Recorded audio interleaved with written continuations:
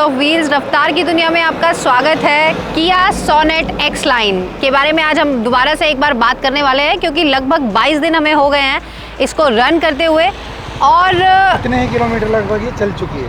हाँ, 22 plus kilometre, 2200 kilometre चल चुकी है। तो कुछ चीज़ें सामने आई हैं, जैसा कि जब हम एक्स लाइन ऑटोमेटिक ही आती है तो हमें बहुत सारे डाउट्स होते हैं ऑटोमेटिक में कि हिल पर कैसे चलेगी, चढ़ पाएगी या नहीं चढ़ पाएगी, क्या परफॉर्मेंस रहेगी, और इस तरह की बहुत सारी चीज़ें हमारे मन में भी थी। तो अब आपको अच्छे से बता पाएंगे कि इतना जो रन किया है हमने उसमें क्या इसकी परफॉर्मेंस रही है।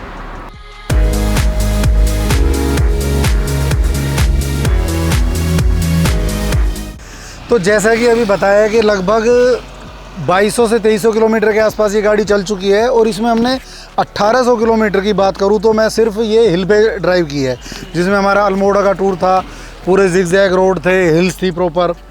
तो हमारा भी ये मानना था कि हिल्स पे क्या परफॉर्म करेगी, क्योंकि इससे पहले मैंने जो ऑटोमेटिक गाड़ियाँ ड्राइव की थी वो फॉर्चूनर थी और लोरा थी, दोनों के इंजन बहुत हैवी थे। तो हैवी इंजन होने की वजह से मुझे लग रहा था बहुत अच्छा परफॉर्म कर रही हैं, शायद ये उतना ना करे, क्योंकि ये 1500 सीसी का इंजन है, और जैसे कि आप सबको पता ही है डीजल है, और डीजल में इसकी जो पावर आउटपुट है वो 115 PSI है। तो जैसा कि बात करें ये ऑटोमेटिक में परफॉर्मेंस हिल्स पे कैसी है, तो बहुत अच्छी परफॉर्मेंस रही। इवन अगर आप इंजन से बात कर सकते हैं, इंजन से बात करने को मैं बोलूँगा कि जो इंजन की साउंड है उससे हमें पता चल जाता है कि इंजन की पावर आउटपुट क्या आ रही है, तो उससे आपको पता चल जाता है कि गाड़ी कैसा परफॉर्म कर रही है और कितने कौन से गियर में वो चल रही है। इसमें क्योंकि पैडल शिफ्टर भी हैं, तो अब मैनुअली भी मैंने थोड़ा बहुत ड्राइव किया, बट ओवरऑल मैंने देखा तो ये ऑटोमेटिक ज़्यादा अच्छी तरह परफॉर्म कर रही थी। अब बात करते हैं माइलेज की, जो सबसे ज़रूरी चीज़ है।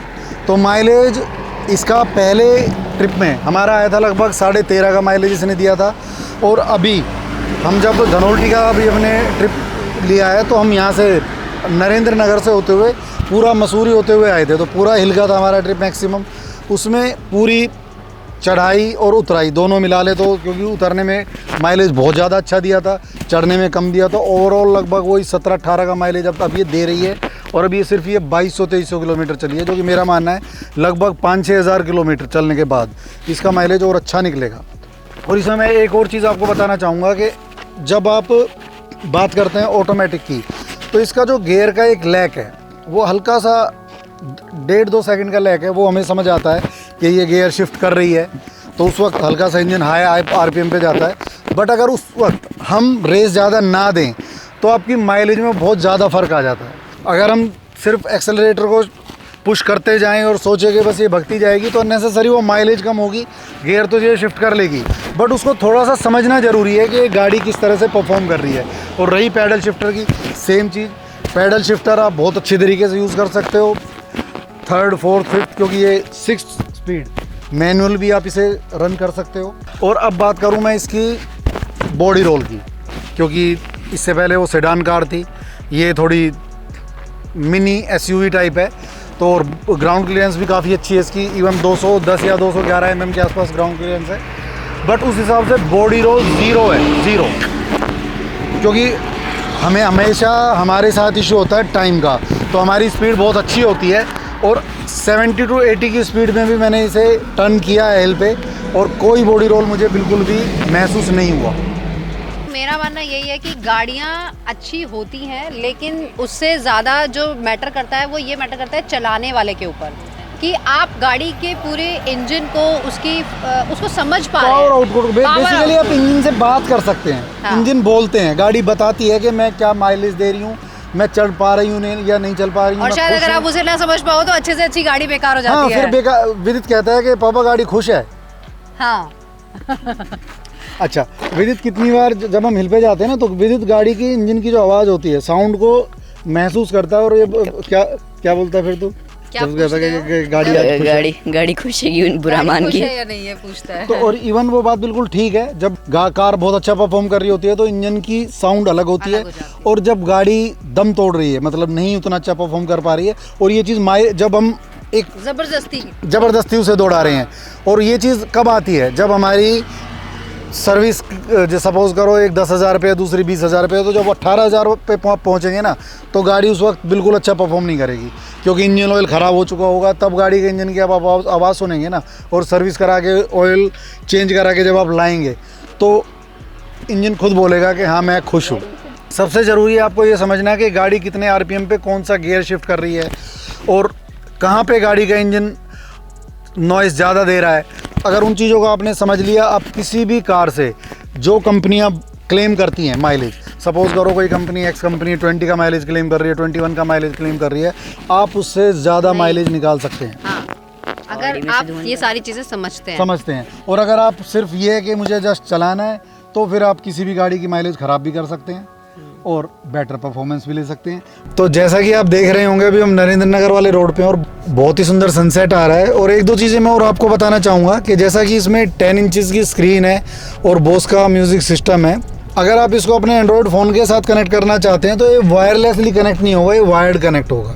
एक तो और नॉर्मल जो सोनेट और लोअर वेरिएंट है जिनमें 8 इंच स्क्रीन आती है वो आपके वायरलेसली कनेक्ट हो जाते हैं। तो ये इसकी एक थोड़ी सी डिसएडवांटेज मुझे लगी। चलिए, ये तो हुई टेक्निकल बातें, क्योंकि बिल्कुल नया मॉडल था, पहले मार्केट में इस तरह ये गाड़ी आई नहीं थी, तो लोगों को पता भी नहीं था कि क्या परफॉर्मेंस है, क्या माइलेज है। बहुत सारी चीज़ें क्लियर हो गई हैं, क्योंकि नहीं बेसिकली ये GT लाइन का ही तो थोड़ा कॉस्मेटिक्स चेंजेस हैं। अगर इसमें मैं बात करूं, नया मॉडल, क्योंकि जिनके पास GT लाइन ऑटोमेटिक है तो वो तो इंजन एंड गियर बॉक्स वगैरह सब सेम है, तो हम ये नहीं कहेंगे। हाँ, कॉस्मेटिक्स वाइज ये बिल्कुल न्यू वर्जन है। बहुत लोगों को अट्रैक्ट करता है जो एक डार्क फील कार में है। कलर हमें बहुत लोगों ने कॉम्प्लीमेंट किया है कि कलर बहुत अल्टीमेट है। तो कस्टमाइज करा रहे हैं, अगर आप देखेंगे तो इस कलर में बहुत सारी गाड़ी कस्टमाइज की जा रही है, बट ये कंपनी से ऐसी है। तो चलिए अब बात करते हैं इसके कंफर्ट की, क्योंकि मेरे लिए वो ज़्यादा मैटर करता है। हमने बहुत सारी, जैसे कि हमने पहले भी बताया था कि पहले हम कैरेंस ले रहे थे, फिर सेल्टॉस ले रहे थे, फिर हमने इस पे आए हम लोग फाइनली। तो इसमें जो फीचर्स दिए हैं वो बहुत अल्टीमेट है। एक बार फिर से रिव्यू कराते हैं आपको। तो फ्रंट की अगर हम बात करें, इंटीरियर तो अल्टीमेट है ही, जो कलर कॉम्बिनेशन है, लेकिन सबसे अच्छा फीचर जो मुझे इसमें लगा है वो एयर वेंटिलेशन का। बैठकर सीट्स इतनी कंफर्टेबल हैं इसकी, जब धूप में गाड़ी खड़ी होती है और अंदर बिल्कुल हीट होती है, तो हम जब सबसे पहले स्टार्ट करके गाड़ी में जब बैठते हैं और यहाँ पर जब पीछे से ठंडी ठंडी हवा आती है, मज़ा आ जाता है, वो फील अलग ही है। और अब हम बात करते हैं इसकी रेयर सीट की, क्योंकि यहाँ पर भी थोड़ा सा कंफ्यूजन था कि 3 लोग इजीली बैठ पाएंगे या नहीं बैठ पाएंगे, क्योंकि है तो 5 सीटर, लेकिन हमने ये सोचा था कि चलो 2 बच्चे हैं तो बैठ जाएंगे, लेकिन अगर कोई थर्ड पर्सन भी तो आ सकता है ना कभी कभी। तो देखिए 2 लोग ऑलरेडी बैठे हुए हैं यहाँ पर, और अब मैं भी बैठ जाती हूँ।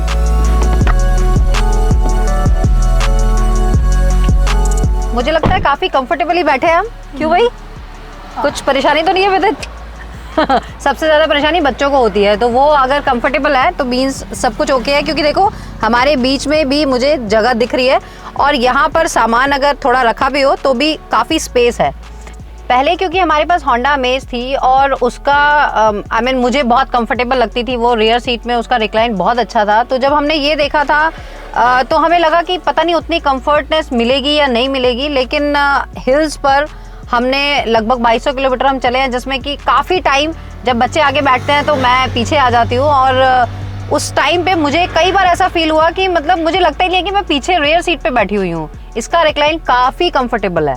एक चीज़ और मैं आपको बताना चाहूँगा, जैसा कि मैंने पहले भी आपको, जब हमारा इसका एक्स लाइन का पहला वीडियो आया था तो मैंने आपको बताया था हमने क्या क्या एक्सेसरीज उसमें लगवाई और मैं क्यों कभी क्रोम नहीं लगवाता। तो अभी 5 दिन पहले एक ट्रक ने इसे हिट किया और इसकी ये बैकलाइट टूट गई थी। अब अगर इस पर क्रोम होता तो मुझे क्रोम भी दूसरा लेना पड़ता और दूसरी लाइट से भी या तो हटाना पड़ता, वो भी तब जबकि मुझे सेम क्रोम मिल जाता, ठीक है। और वो गंदा भी खैर बहुत ज़्यादा लगता है, क्रोम लिटरली मुझे पसंद नहीं है। तो एक तो ये सबसे बड़ा नुकसान हुआ क्रोम का। और एक जो चीज़ मुझे लगा था कि काफ़ी यूज़फुल होगी, बट अभी मुझे नहीं लग रहा कि काफ़ी यूज़फुल है, इवन काफ़ी महंगा मैंने इसमें वो कराया था, एसेसरीज़ ली थी, तो वो ये है, एक ये जो साइड का फुट स्टेप है, ये जब हमने लगवाया था तो लगा था कि ये कंफर्टेबल रहेगा, ठीक है, ये काफ़ी कार को तो बचा रहा है, बट इसमें एक इशू आ रहा है कि ये गाड़ी को इतनी ऊंची तो है नहीं कि हम इस पर उतर के एक स्टेप यहाँ रखूँ, एक स्टेप यहाँ रखूँ फिर उतरूँ, है ना, ये तो पॉसिबल है नहीं। अब जो एक नॉर्मल हाइट का बंदा है, अब मैं इस तरह से बैठा हूँ तो मैं इस पर होगा क्या कि या तो आपकी हाइट 6 फीट प्लस है, तब तो आप यहाँ पे पैर डायरेक्ट रख पाएंगे कि अब इस पे भी रख पाना बड़ा मुश्किल है, और अगर मैं यहाँ रख रहा हूँ तो फिर ये पैंट मेरी यहाँ पे टच हो रही है, जिससे कि अगर ये गंदा है तो फिर ये पैंट भी गंदी होगी, तो ये थोड़ा अनकंफर्टेबल है। तो ये हमारा जो एसेसरीज़ लगवाना था उतना मुझे नहीं लगा कि फ्रूटफुल है, इवन काफ़ी महंगा भी 15,000 ये कॉस्ट कर रहा था उस वक्त जब हमने लगवाया। बट हाँ, अच्छा लगता है और कार थोड़ी सेफ रहती है, कोई जो ऑब्जेक्ट आ रहा हो तो उससे बच जाता है।